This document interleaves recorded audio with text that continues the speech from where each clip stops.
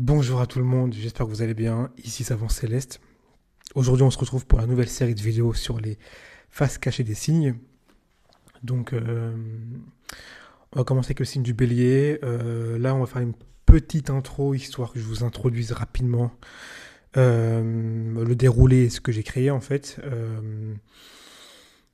Je vais commencer à parler du bélier. Le bélier, rapidement, c'est quoi? C'est un signe de feu, c'est un signe de Mars.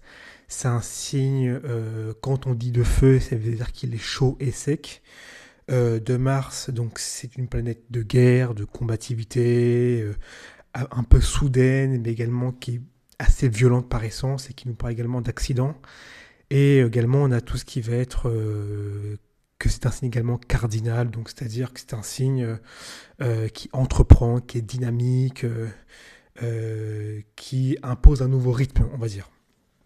Donc quand vous avez tout ça mélangé dans un seul signe, forcément, ça donne beaucoup d'audace, ça donne beaucoup de courage, ça donne beaucoup d'impulsivité, le fait d'être direct, mais parfois il peut y avoir une forme de rage ou de violence un peu incontrôlée qui fait que parfois, très souvent, le bélier est, est le signe qui est prédisposé à avoir le plus de conflits, de combats, de cicatrices, de blessures en fait.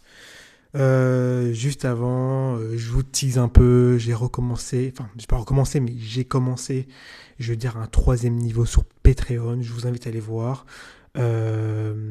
Pour explorer, entre guillemets, cette face cachée du signe du bélier, par exemple, ou même d'autres signes que je vais faire en profondeur.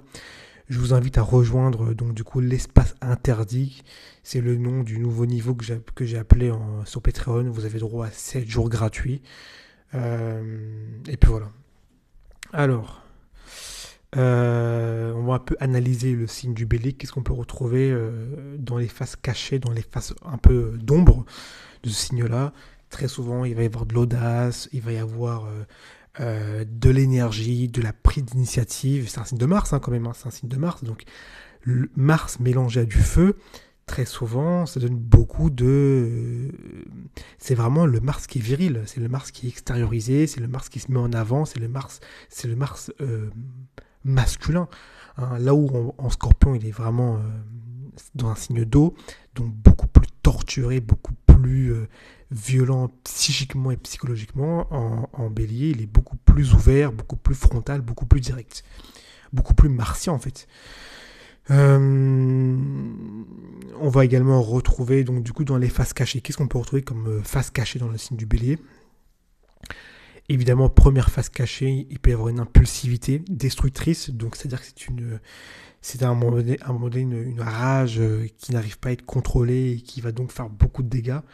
Euh, on peut également retrouver des colères refoulées, des tendances également à imposer sa volonté aux autres. Ça également, je l'ai beaucoup vu. Ça va dépendre évidemment des signes que vous avez, enfin des planètes pardon que vous avez, mais si vous avez par exemple comme planète, je sais pas, Saturne, forcément qui est une planète froide et sèche, il y a beaucoup plus de chances que vous imposiez votre point de vue et que vous soyez dans une forme de directivité plutôt qu'avec une planète comme Vénus. Quoique, quoique dans tous les cas, le signe du bélier par les éléments que je viens de vous décrire est tel que dans tous les cas, il va toujours être plus ou moins direct ou directive. C'est juste qu'avec certaines planètes, c'est beaucoup plus voyant qu'avec d'autres. Forcément, ça se comprend. Et également, dans le signe du bélier, on va également retrouver une peur cachée d'être faible ou d'être vulnérable. Donc ça, c'est ce qu'on peut généralement retrouver. Généralement, les personnes qui sont béliers ils vont très souvent s'imposer par la force, quitte parfois à vous blesser, quitte parfois euh, à vous faire mal. Mais en fait, si vous voulez, le bélier voit la vie dans un sens de combat. En fait, donc si vous pouvez pas vous défendre ou quoi que ce soit, c'est pas trop son problème. Et généralement, il va pas hésiter à un peu c'est la loi du plus fort. Voilà, c'est la loi du plus fort. C'est soit vous êtes fort et donc vous avez le droit de vous imposer, soit vous êtes faible et donc du coup on a le droit de s'imposer à vous. C'est comme ça que réfléchit un peu un bélier. Euh, C'était un peu l'exemple que j'avais pris. Également en termes d'introspection, donc ça généralement je l'ai fait également sur Patreon. Je vous invite à aller vraiment voir, vous allez tout de suite comprendre.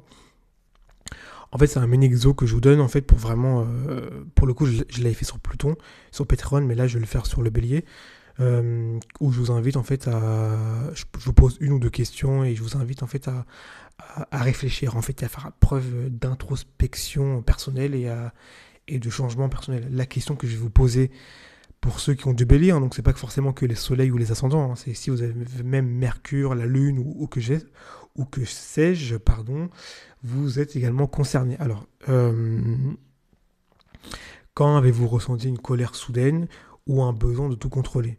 Donc, quand est-ce que vous avez ressenti une colère, voilà, qui est un peu impulsive et un espèce de besoin de contrôler, c'est-à-dire en s'imposant par la force et en gardant en fait une forme de contrôle.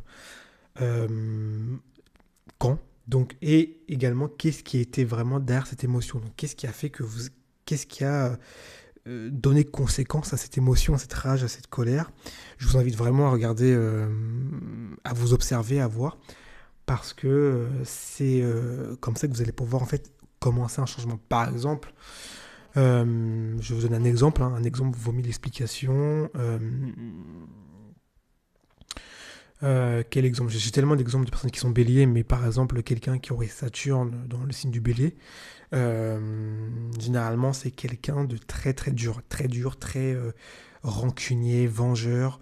Vengeur, pourquoi? Parce que Saturne mélangé au feu du bélier fait ça va donner, en fait, Saturne, ça va le rendre très. D'ailleurs, j'en parle dans ma vidéo sur les planètes en chute et en exil, hein, donc les dignités astrologiques. Ça va la rendre très rancunier en fait, très rancunier. Surtout que là, il est vraiment en chute, donc ça va amplifier ça en fait. Et donc, pour le coup, quelqu'un qui aurait Saturne en chute, il faut lui poser la question. Généralement, le moment où il va ressentir une colère, c'est par exemple quand il va vouloir diriger, quand il va vouloir faire des choses, construire. Saturne, c'est la construction sur long terme. Généralement, c'est là où il peut être un peu directif, c'est là où il peut se mettre le plus en colère, en fait, parce que si on ne suit pas un peu ses ordres, c'est là où on va voir justement le bélier monter en température. Et donc, à cette personne-là, il faudrait lui demander, il faudrait voir avec elle, voilà. Qu'est-ce que vous avez ressenti derrière cette émotion? Pourquoi? Il faut suivre en fait un découlement. En fait, il faut en fait décortiquer pour comprendre ce qui se passe en fait. Et c'est comme ça que généralement il va y avoir un travail ici d'introspection et un travail de transformation qui fait que la personne ici aura plus de sang-froid parce qu'à terme, en fait, si vous voulez aller à vos côtés négatifs, vos côtés ombreux, vos côtés sombres, vous allez en fait, comment dire, vous attirez tous les karmas et vous attirez en fait pas mal de complications.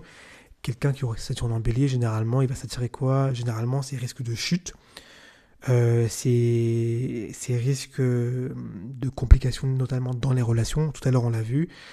Ces risques d'isolement, ces risques quand j'ai dit de chute, c'est en général, hein, ça dépend où est positionné Saturne. Si Saturne pardon, est en maison 2, il y a un risque de chute financier.